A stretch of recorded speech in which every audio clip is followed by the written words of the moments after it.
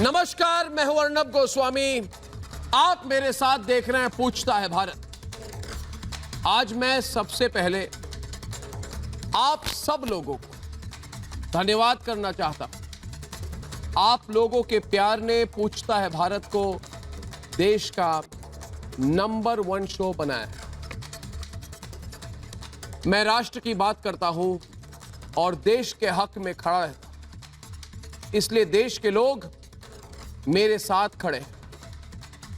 मैं राष्ट्र की बात करता हूं जिससे मौलाना साद, माफ कीजिएगा, हत्यारा मौलाना साद, सुपारी किलर मौलाना साद जैसे लोग मेरे देश को बीमारी ना दे पाए। और जो लोग सोचते हैं कि मैं धमकी से डर जाऊंगा,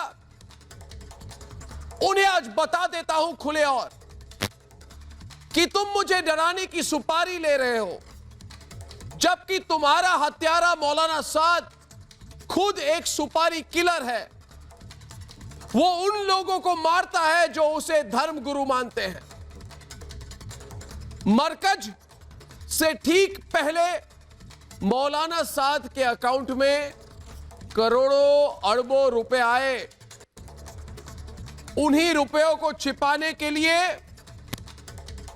यह हत्यारा मौत का मौलाना बन रहा है। यह सब कुछ पुलिस बैंकिंग सिस्टम को पता है। आज पूरा देश साद की सुपारी किलर वाली सच्चाई जान जाएगा। इसलिए मेरे साथ आज पूछता है भारत कि मौलाना साद ने लोगों से जो करोड़ों रुपए लूटे, क्या उसे छिपाने के लिए ही वो फरार रहा? क्या मौलाना का साथ देने वाले भी लूट के इस पैसे में हिस्सेदार हैं? क्या तबलीगी जमात मरकज मौलाना साद के काले धन का अड्डा है? और आज का सबसे बड़ा सवाल भाई और बहनों, क्या पैसे लेकर लोगों में मौत बांटना मौलाना साद, हत्यारे मौलाना साद का पेशा है? यह सवाल मैं ही नहीं, मेरे साथ पूछता है सारा भाई।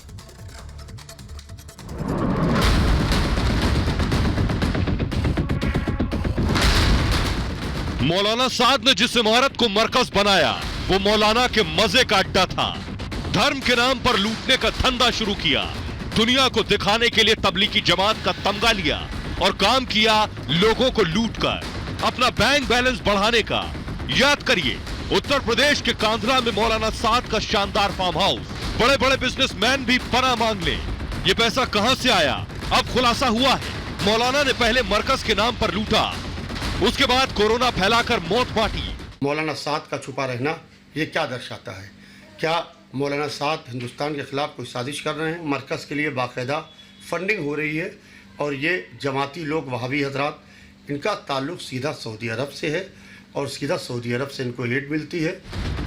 ये सुनकर देश शर्मसार हो जाएगा कि मौलाना मस्जिद में रहकर बीमार होने का धर्म का संदेश दे रहा है। वो लोगों से पैसे लेकर मरकज में मौत बांट रहा है। मौलाना साद ने जमात बुलाई, जमातियों से मोटे पैसे लिए, बिजनेस मॉडल बना। जिसका ज्यादा पैसा वो उतना बड़ा जमाती। मरकज काले धन का अड्डा बन गया और जब कोरोना फैला तो मौलाना ने चाल चली पैसा लौटाना ना पड़े, इसलिए मौत दे दो। मौलाना साद के लिए पैसा बड़ा है, जमाती नहीं, इसलिए वो खुद तो भाग गया और जमातियों को कोरोना फैलाने के लिए छोड़ दिया। साद ने खुद तो साम्राज्य बनाया और लोगों को मौत के लिए मजबूर किया।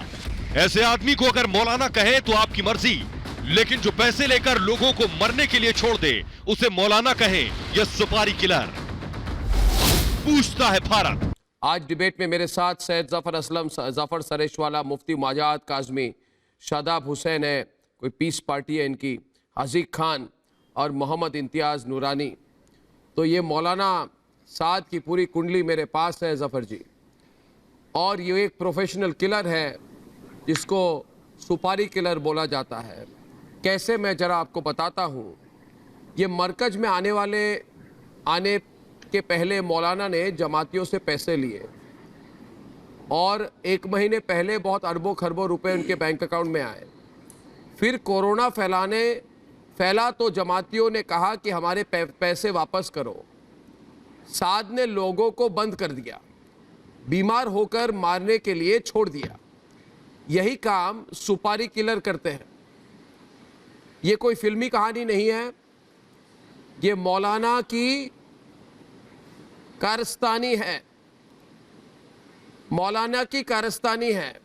और ये मौलाना साद जो अपने आप को मौलाना कहता है, जफर इस्लाम जी, ये कोई मौलाना नहीं है, कोई धर्म गुरु नहीं है जी। ये धंधेबाज है। उसके धंधे का पूरा गणित मैं आपको समझा देता हूं। ये मरकज से ठीक पहले साद के अकाउंट में हजीक खान जी करोड़ों रुपए आए। क्यों आए जरा बताइए मुझे। बैंक वाले पूछताछ करने गए तो ये मौलाना साद छिप गया। फिर मरकज के पैसे से ही ये मौलाना ऐश और अय्याशी कर रहा है।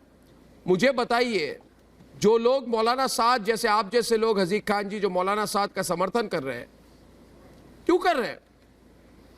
वो आपको तो पैसे नहीं दे रहा है ना, क्यों कर रहे हैं आप? देखिए अर्नब जी, अब जरा जवाब दूं बताइए। मैं? 2000 विदेशी मरकज में आए थे। मैं तो कहता रहूंगा, आपको जवाब देना है तो दीजिए, मैं रोक नहीं रहा आपको। अर्नब जी, मैं ये पूछना चाहता हूँ कि आप मौलाना साद के बारे में कुछ जानते हैं? इनके दादा 1000 बीघे जमीन के जमींदार थे। अरे वो जानते हैं कि नहीं जानते आप? अरे कितने जमींदार थे नहीं थे वो सब छोड़िए। ये जिम्मेदार है आज उन लोगों के लिए जिनको आज कोरोना से पूरा देश पीड़ित रहा, उसके लिए जिम्मेदार है। यहाँ पर जफर सरेशवाला जी इस प्रोग्राम में अरे मैं ये पूछना चाहता हूँ, 700 डॉक्टर आए वुहान शहर से, 700 स्टूडेंट आए, वो जिम्मेदार हैं कि मौलाना साद तो मैं वो पूछता हूँ कि आज उन्होंने क्या कहा, सुन लीजिए। अरे आप सुन तो लीजिए, पहले हकीकत सुन लीजिए। और चाइना से आज उन्होंने क्या कहा? उन्होंने कहा कि उनसे जाके बार बार उन्होंने रिक्वेस्ट किया, बाहर से आई है, बार बार अपील की कि आप ऐसे टाइम में जब पूरे देश में कोरोना फैलने की बीमारी समझो, ये एक अरे भाई आप पहले जवाब दीजिए। मैं सोच रहा हूँ जो पूछ रहा हूँ उसका जवाब दीजिए। हर आदमी की जिम्मेदारी है कि उसको लड़े, आप इसका चाहे वो जवाब मौलाना साद हो, आप सुन तो लीजिए, पहले जवाब तो दे दुनिया का दीजिए। कोई भी सुनने से हिंदुस्तान पहले का आदमी हो, उसे इस बार लड़ाई लड़नी सुन है। तो लीजिए, आप इस पहले बात जवाब से देना नहीं कि चाह रहे, वो आप जो है- सुनना नहीं चाह रहे, हकीकत नहीं सुनना चाह रहे, तो फिर क्यों नहीं सामने आ रहे? ऐसी बातें तो सामने आके बोले, चुप रहे क्यों? आप मौलाना आ अरे आप पहले जाएंगे, सुन पुलिस तो को मालूम है लीजिए। पुलिस नहीं आएगी। आप तो आप क्यों सुन तो- परेशान है? उनके लड़कों से पुलिस ने पूछताछ की है, उन्होंने तो जवाब सुन दिया। उनके बेटों से पुलिस ने आप पूछताछ की, जरा क्राइम सुन तो ब्रांच ने, लीजिए, पहले उन्होंने क्या जवाब बोल दिया रहा हूँ। और आगे वो आना आप पहले चाहिए सुन उन्हें। लीजिए क्या बोल रहा हूँ।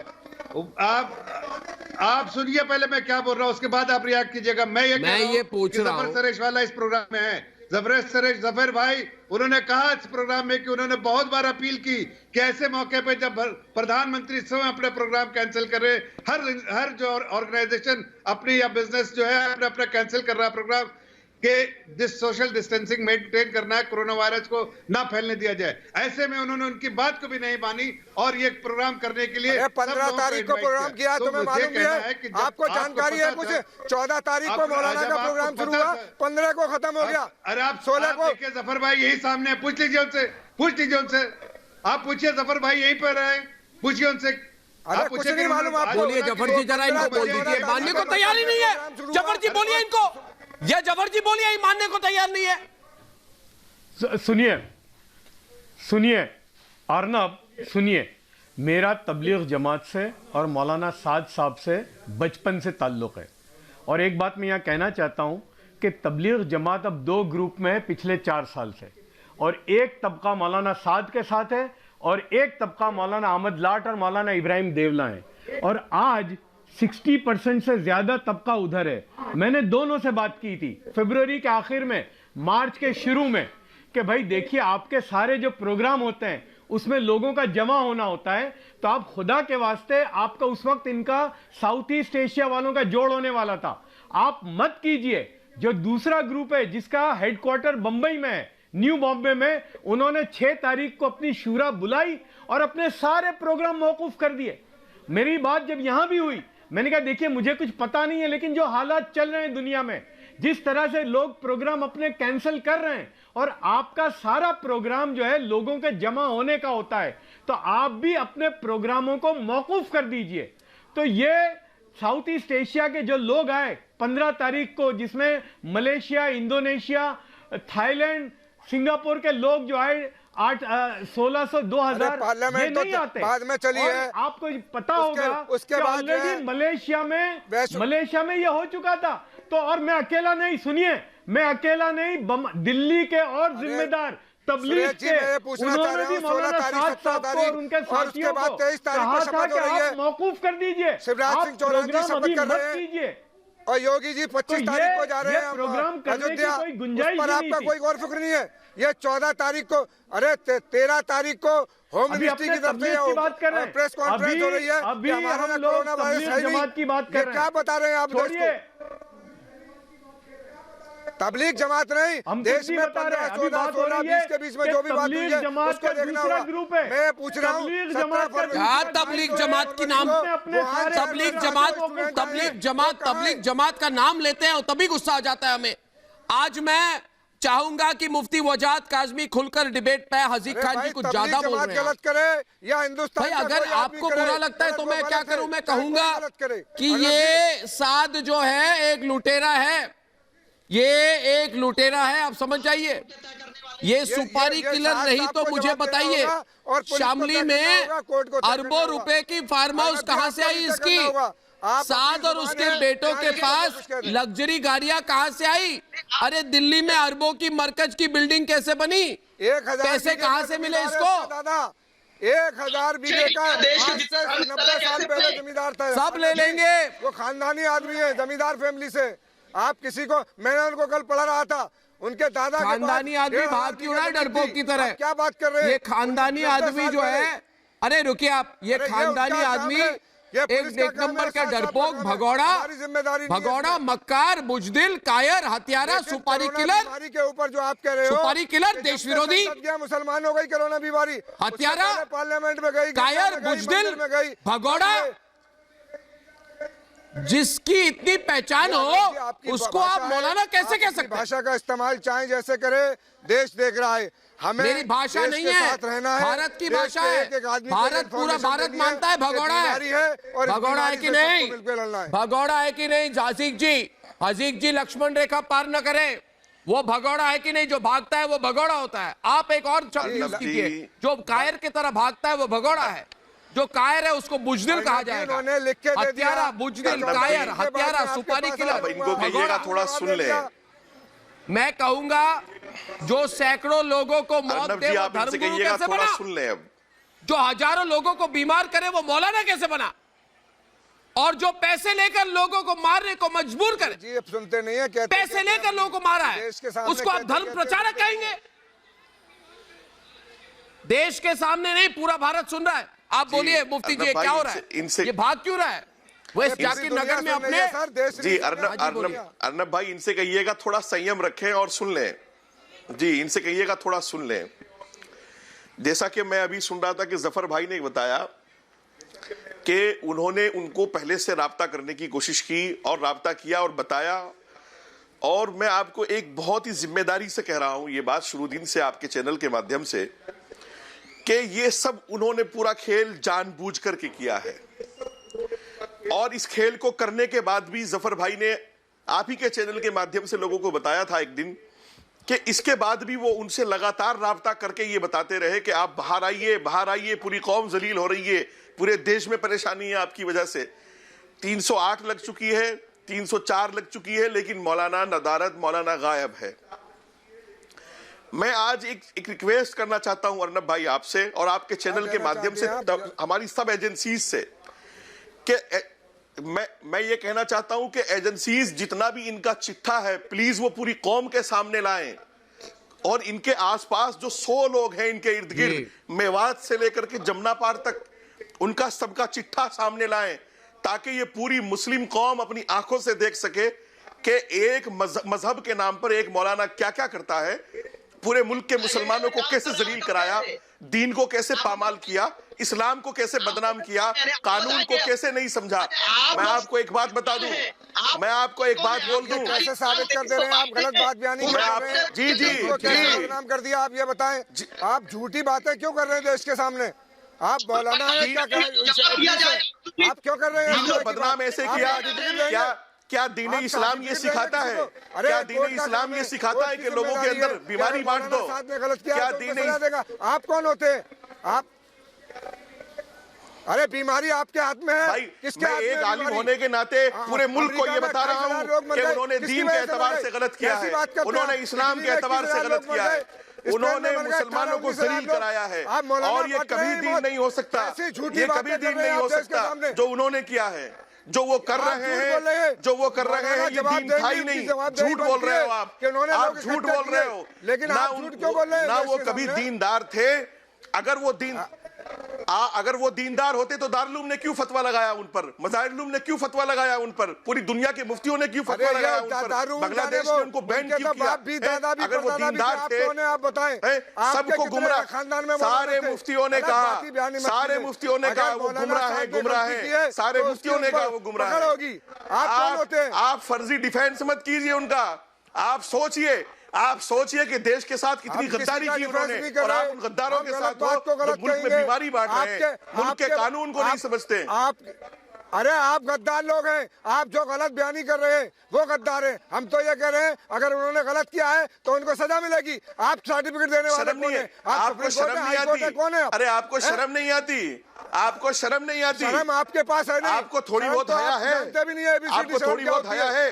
क्या आप चैनल पे बैठकर पूरी दुनिया आपको देख रही है? आप किसका डिफेंस करने चले आए? आप किसका डिफेंस करने चले आए? शर्म करो। जिसकी वजह से सैकड़ों लोग मौत के घाट उतर चुके हैं, जिसकी वजह से हजारों लोग बीमार हैं, जिसकी वजह से पूरे मुल्क का प्रशासन परेशान है, जिसने दीन को बदनाम किया है, जिसने मुसलमानों को बदनाम किया है, जिसने कानून की पामाली की है, जिसने प्राइम मिनिस्टर की बात को नहीं सुना है। आप ऐसे नालायक शख्स का डिफेंस करने आए हो। आप ऐसे नालायक शख्स का डिफेंस करने आए हो। आपकी भद्दी जबान है। आप जवाब दोगे। कोरोना से मरने की 1% संभावना, लेकिन मलकुल मौत अलैहिस्सलाम आएंगे तो 100% लेके जाएंगे। आप गलत बयानी कर रहे हो। किसी के बस में है, अल्लाह चाहेगा उसे जिंदा रखेगा, अल्लाह जिसे चाहेगा मौत देगा। आपको थोड़ी बहुत धमकी दे रहे, आपको थोड़ी बहुत आप धमकी दे रहे हैं। शर्म है हज़ीर खान जी, हज़ीर खान जी, आप धमकी दे रहे हैं। बोतान लगाए वो हयादार नहीं हो सकता। आप धमकी दे रहे हैं। बोतान लगाना मेरे प्रोग्राम में आप धमकी दे रहे हैं। अल्लाह आपको भारत माफ नहीं करेगा। और मैं कह देता हूँ आज मोहम्मद इम्तियाज नूरानी भी हमारे साथ आज है। मोहम्मद इम्तियाज नूरानी जी, ये मौलाना साद का समर्थन करने से पहले समझ जाइए भारत है, ये भारत है, इस देश का नाम भारत है, ये कभी मत भूलिए। और भारत में है ना, भगोड़े माफ नहीं किए जाते। ये भारत है, और भारत में जो भारत के खिलाफ एक बार खड़ा हो जाए, और ये कौन है? Peace Party. क्या है पीस पार्टी भाई? क्या होता है? तुम्हारी पार्टी क्या है भाई? शादाब चौहान, बहुत बोलते हो, 2 वोट नहीं मिलते, एक म्युनिसिपैलिटी की इलेक्शन नहीं जीत सकते, चिल्ला रहे हो वहां पे, क्यों चिल्ला रहे हो? दिखाइए इनको कैसे चिल्लाते हैं। देश को बताइए कौन है पीस पार्टी? कौन है? कि हम लोग डंके की चोट पे कहते हैं कि हम लोग निजामुद्दीन मकसद के साथ हैं, क्योंकि कोई जुल्म नहीं हुआ, हम करने वाले नहीं हैं। और ये वजाहत कासमी या तुम जैसे लोगों से हम घबरा के बात नहीं करेंगे। हमने आज सुप्रीम कोर्ट में इस बात को रखा है, याचिका दाखिल की है कि जो लोग ये नफरत फैला रहे हैं, अरे भाई ओ शादाब, बड़े डंके की चोट की बात करते हो। ओ शादाब, कासमी को धमकाने की कोशिश मत करो। डंके की चोट, अरे डंके की चोट पे उस डरपोक को सामने लाओ, डंके की चोट पे उस मुज्रिम को सामने लाओ, डंके की चोट पे उस सुपारी किलर को सामने लाओ, डंके की चोट पे उस मक्कार को सामने लाओ, डंके की चोट पे उस भगोड़े को सामने लाओ। आप बताइए मुझे, डंके की चोट पे जो आदमी इतने लोगों को संक्रमित करे, उस आदमी ने अपने परिवार को माफ नहीं छोड़ा, अपने परिवार को संक्रमित कर दिया उसने। डंके बीमारी को जानबूझकर नहीं करता है। कनिका कपूर के खिलाफ पूरा भारत देख रहा है। रिलैक्स शादाब, चिल्लाओ मत शादाब, इकट्ठा हुए, चिल्लाओ मत शादाब। मैं आज भी कह रहा हूं उसको, ये मौलाना साद, आपको कह रहा हूं मेरी बात सुनो शादाब, ये मौलाना साद को चुपचाप फोन करो, बोलो कि बेटा अपने साड़ू के घर पे छिपे हुए हो, बेइज्जती तो हो गई, नंबर 1 सुपारी किलर हो, और मैं जेल चुपचाप जाने खड़ा हूं वाले कि हो। बेइज्जती हो गई तुमने है। अपने ससुराल के 4 लोगों को कोरोना दे दिया, बहुत हो गया। अब अपने तुम साड़ू लोगों को ने बीमार बहुत करेगा क्या? देश में ये मौलाना साद को बोलो कि तेरा सगा, उसको बाहर आओ, उसको बाहर लाओ। कहाँ पे छिपा बोलो? कि आप नफरत फैलाना बंद करो। ये किसी का सगा नहीं है। कोर्ट भी जाएंगे और अपना पक्ष रखेंगे। ये आपका भी सगा नहीं है भाई, क्यों चिल्ला रहे हो बेकार में? शादाब, कौन सी पार्टी है तुम्हारी? Piece party. कितने सीट मिलते हैं तुमको? हाँ, एसडीपीआई के साथ लिंक है? आपको नहीं बताएंगे ना। पैसे कहाँ से आते हैं तुम्हारी पार्टी को? फंडिंग कहाँ से आती है? जरा बताओ, चैनल चलाने के पैसा कहाँ से कौन सी आता पार्टी है? अर्नब गोस्वामी, आप बताओ आप पे कहाँ से आता है? हम एक एक चीज का हिसाब भारत के लोग पूरे एडवर्टाइजिंग देश देते में हैं। पूछा कभी? तुम कौन हो? आपकी तुम कौन हो? हिम्मत कभी जब- तुम कौन हो? तुम तबलीगी जमात मरकज, तुम मौलाना साद के दलाल हो क्या? मौलाना साद के दलाल हो क्या तुम? बीजेपी के। तुम मौलाना आप साद के दलाल हो? ठीक है। अरे तुम जैसे 50 लोगों को मैं केयर नहीं करता। ये रिपब्लिक भारत है, कोई तक वाला चैनल नहीं है। अरे कहाँ है पहले ये बताओ, ये डरपोक कहाँ फंसा हुआ है? निकलेगा कब बोलो? ये निकलेगा कब? अब तो इसका घर का नंबर पता है कहाँ पे बैठा हुआ है वो। मैं बोल रहा हूँ वो कब तक भागेगा? कब तक भागेगा? बताओ मुझे, कितने पैसे दिए? आप बताइए। मोहम्मद इम्तियाज नूरानी जी, पूरे भारत के लोग देख रहे हैं। जफर जी, पूरे भारत के लोग देख रहे हैं। इनको बोल दीजिए, इन्होंने 3,800 से ज्यादा कोरोना के केस करवाए हैं। उत्तर प्रदेश में 60% केस इनके हैं। इन्होंने कोरोना की सुपारी ली है, और अगर कोरोना की सुपारी नहीं ली है तो यह बताइए आज मुझे कि 25,000 तबलीगी जमात मरकज के लोग क्वारंटाइन में क्यों हैं? बताइए मोहम्मद इम्तियाज नूरानी जी, आप तो अस्पताल चलाते हैं। कोई अपने शौक से किसी को क्वारंटाइन में भेजता है क्या? भाई, कोरोना ऐसे ही हो जाता है क्या? मेडिकल बात कीजिए। ये लोग जो है ऐसे बेकार की बात करें, इनको समझाइए कोरोना कैसे फैलाया इन्होंने। देखिए, सिर्फ मौलाना मुफ्ती वजह मुझे लगता है कि आज की बात मौलाना साद को सामने सुनना आना है, चाहिए। समझना है। देश की अगर सिर्फ इल्जाम तराशी करेंगे तो इल्जाम तराशी से हल नहीं। मैं ये चाहता हूं कि हुकूमत, अगर मौलाना साद मुजरिम है, मौलाना साद मुजरिम है, तो मौलाना साद को पुलिस क्या कर रही है? पुलिस नहीं, हुकूमत ये कह रहा हूं कि मुफ्ती जी, अरे अरेस्ट तो होगी ना उसकी। वो अरेस्ट तो हो जाएगी ना। मुफ्ती जी बोलिए कि भाग रहे हैं, भाग क्यों रहे? सहमे क्यों, डरे क्यों हैं? हम कोई छोड़ने वाले नहीं है तबलीगी के बाद मरकज के हेड चैनल से ये कह रहे हैं कि वो अपने ये क्या समझ लेता है अपने आप को? क्या ये हाँ, साड़ू के घर पे क्वारंटाइन का बहाना था कि मैं क्वारंटाइन हूं। ये मैं कह रहा हूँ इस चीज को नहीं अरेस्ट तो हो जाएगा ना, मगर मुझे बताइए अरेस्ट जब होगा तब क्या? नहीं, जब अरेस्ट हो जाएगा, एक मिनट,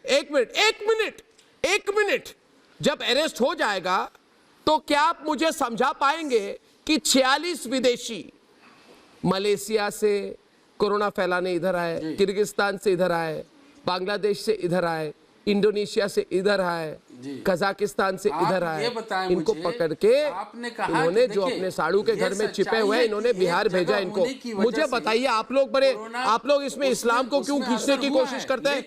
इसका इस्लाम के साथ क्या लेना देना? मैं तो तबलीगी जमात मरकज वाले के बारे में बोल रहा हूँ। इसका इस्लाम के साथ क्या लेना देना, मुझे बताइए। मुफ्ती जी, ये हर चीज को इस्लाम के साथ जोड़ने की कोशिश क्यों करते हैं? अर्नब भाई, ये चीज इस्लाम के खिलाफ है। अर्नब भाई, ये चीज इस्लाम के खिलाफ है। इस्लाम के खिलाफ है। अलग अलग हो जाना चाहिए, लेकिन इसका मतलब ये नहीं कि आप इनको बताइए ना, हाजी खान जी को जिम्मेदार है, और भी बहुत सारे लोग जिम्मेदार हैं इसके। कुछ हुकूमत नहीं जी भाई साहब, मरकज तबलीगी जमात मरकज के पहले ये कोई केस इतना बड़ा नहीं हुआ था भारत में, सबको पता है। गलत बात, जिस तरीके से बिल्कुल गलत बात। मरकज ने फैलाई, पता नहीं होगा, बीमारी फैला रहे आपको शायद पता नहीं होगा। अर्नब जी, 64,000 लोग आए, वो पता नहीं होगा। ईरान से, इटली से और चाइना प्रोविंस से जो पहला इवैक्यूएशन हुआ था, 56,000 लोगों की अर्नब जी, अगर मेरी बात सुन सकते हैं तो आप सुन लीजिए मेरी बात। वो कहाँ छुपे हुए? वुहान प्रोविंस से जो पहला इवैक्यूएशन हुआ था इंडियन स्टूडेंट्स का, अगर आप मेरी बात सुन रहे हैं तो उसे गौर से सुनिए। जब वुहान प्रोविंस से पहला इवैक्यूएशन हुआ था, आप एक नंबर के झूठे हैं नूरानी जी। आपके मन में जो आएगा, जो इंडियन स्टूडेंट्स आए थे, एक मिनट नूरानी जी, जो इंडियन स्टूडेंट्स आए थे उनका क्वारंटाइन हुआ था, उनका नेगेटिव टेस्ट हुआ था, उनको अलग से रखा गया था और उनमें से एक को भी कोरोना नहीं हुआ था। झूठ मत बोलिए, झूठ मत बोलिए, आप पर केस मुकदमा चला दूंगा मैं। झूठ मत बोलिए, झूठ मत बोलिए, माफी मांगिए लोगों से। झूठ बोल रहे हैं, इंडियन स्टूडेंट्स के बारे में झूठ बोल रहे हैं, तबलीगी को बचाने के लिए झूठ बोल रहे हैं मेरे प्रोग्राम पर। आपको शर्म नहीं आती? आप थोड़ा अपनी आवाज देखिए, जितना चिल्लाते हैं आप उससे ज्यादा मुझको चिल्लाने कुछ भी बोलते हैं। जफर जी एक बात कह रहा हूँ, अगर आप सुन सकते हैं तो बात को सुने। चिल्लाइए, कौन रोक रहा है आपको? अरे चिल्लाइए ना, कौन रोक रहा है आपको? चिल्ला चिल्ला कर बोलिए कि मौलाना साहब को डिफेंड करता हूं। बोलिए मैं मौलाना साहब का चमचा हूं। बोलिए, को दावत दिया है आप बोलिए। अजीज खान जी आप भी बोलिए। जब तक मैं मौलाना साहब का समर्थक हूं, बोलिए बोलिए, आज भारत में जाके बोलिए। नहीं, आप सरकार से मिलने के लिए बोलिए ना चाहिए आपको। वो छुप के क्यों बैठे हैं? मैं तो इतना पूछ रहा कि वो छुप के क्यों बैठे? उनको आके बाहर मिलना चाहिए अधिकार। पुलिस, ये आपको पता नहीं है कि भारत में प्रधानमंत्री भी जेल जाता है, प्रधानमंत्री भी अरेस्ट होता है। मौलाना ऐसा मर रहा है, किसान परेशान है, जो मजदूर परेशान है, दवा मिल नहीं रही, वो अभी तक पीपी किट है नहीं। इस पर लोगों देश को बताइए। सर अब तक ऑर्डर हुआ है सरकार की तरफ से कि 6,50,000 पीपी आ रही है, अब तक आई नहीं है। आपको लगता है कि वो बिल्कुल गुनाहगार नहीं है तो आके वो क्रिमिनल नहीं है, उन्होंने कोई क्रिमिनल गलती की नहीं है तो आ जाए बाहर, पुलिस को आके सरेंडर करे। क्यों नहीं कर रहे हैं? क्यों कर नहीं रहे? इसलिए तो और भी लोग बोल रहे हैं। उन्होंने पुलिस को लिख के दिया है, एडीसी को, चोरी और एसीपी को लिख के दिया है, एसडीएम को लिख के दिया है और डीएम को लिख के दिया है। मैं अजीज खान जी आपसे गंभीर सवाल करना चाहता हूं। अजीज खान जी एक मिनट, अजीज खान जी मैं आपसे गंभीर सवाल पूछना चाहता हूं। अजीज जी मेरी बात सुनिए। आपको भारत के साथ क्या प्रॉब्लम है, जरा मुझे समझा दीजिए। आपको हमारे देश के हम भारत के एक आदमी के साथ हैं। अजीज खान जी आपको मैं पूछ रहा हूं कि आपको भारत के खिलाफ क्या प्रॉब्लम है? आप मौलाना साद के साथ क्यों खड़े हैं? ये आदमी देश विरोधी है, इसका समर्थन आप करेंगे तो आप भी देश विरोधी बन जाएंगे। नहीं कर रहे हैं, आपको इस देश ने क्या नहीं दिया? आप भारत के खिलाफ क्यों हैं? लेकिन जो आप भारत के खिलाफ क्यों खड़े हैं? हम उसका विरोध कर रहे हैं। भारत के हम साथ हैं, साथ कौन सा झूठा प्रचार है? कौन सा झूठा प्रचार है? कौन सा झूठा प्रचार है? कौन सा झूठा प्रचार है?